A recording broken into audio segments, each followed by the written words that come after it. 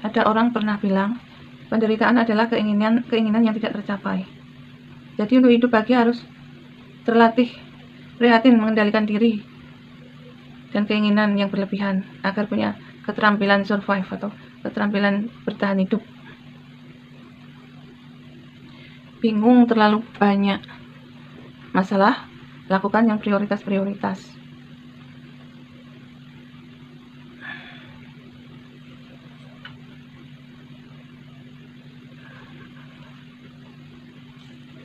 Sabar, itu sifat tenang dan secara alami berlanjut mengevaluasi dan mencari solusi. Karena masih percaya akan harapan, manusia tidak boleh kehilangan harapan karena mujizat itu ada. Apa yang tidak mungkin menurut manusia, mungkin bagi Tuhan. Orang yang menjaga keseimbangan, ia dapat menikmati proses. Dapat menikmati proses itulah kebahagiaan. Kebahagiaan bukan tujuan, tetapi perjalanan itu sendiri.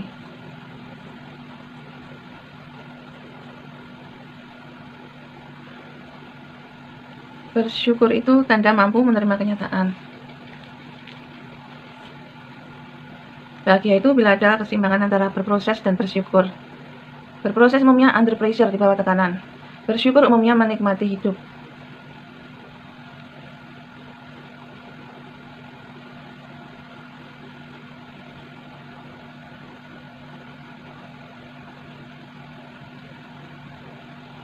Manusia tak punya apapun, bahkan nafas hanya pinjaman Tuhan.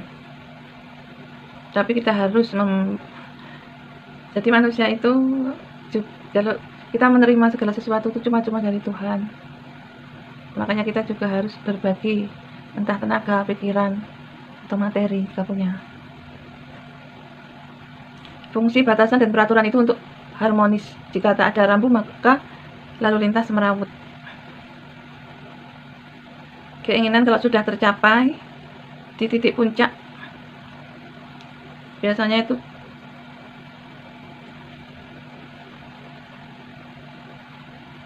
gimana susah. Oh, maaf, lewati saja. Wahai orang tua, jangan bentak anakmu. Dia cermin dirimu, pribadi yang kamu bentuk sendiri. Kalau kamu marah, mungkin saja itu salahmu. Kenapa ia jadi begitu? Boleh marah tapi dengan cara yang benar. Misal, memberi pengertian. Peringatan dengan tegas tanpa membentak. Wahai anak, jangan bentak dan kritik orang tuamu. Baik atau jahat mereka, tetap orang tuamu. Bicara dengan sopan. Untuk maju perlu kerjasama dengan orang lain. Ibaratnya,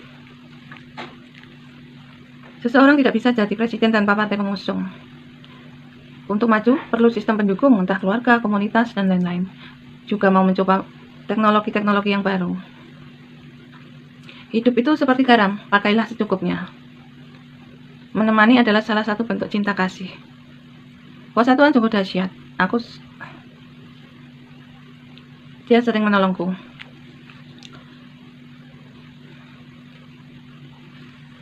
Tangis tidak merubah keadaan.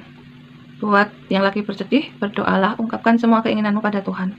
Dan tetap bersyukur, tetap damai di hati. Takut itu tanda bahwa di hati tidak ada damai sejahtera.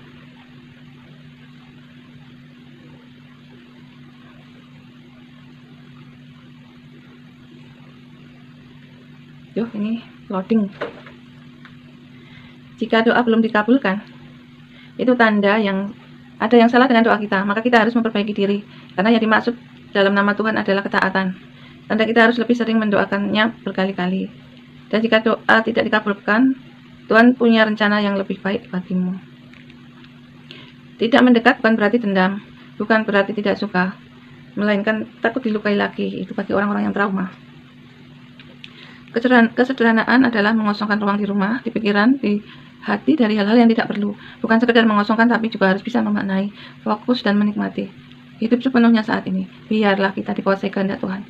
Tak usah banyak berpikir lagi, mengalami saja pikiran yang akan bekerja. Mengalami saja, itu maksudnya.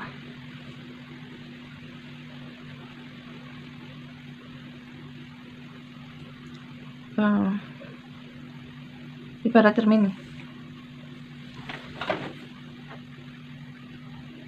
Cermin itu kalau kita tersenyum, pantulannya akan tersenyum. Kalau kita bersedih, pantulannya akan kelihatan susah.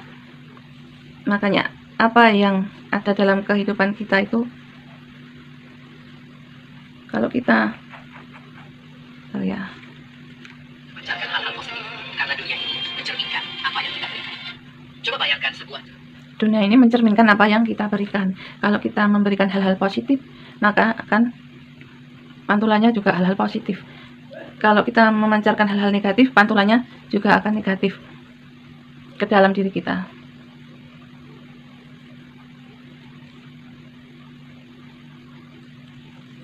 Ya, kalau tidak jelas bisa lihat di playlistku berjudul Motivasi 3. Terima kasih.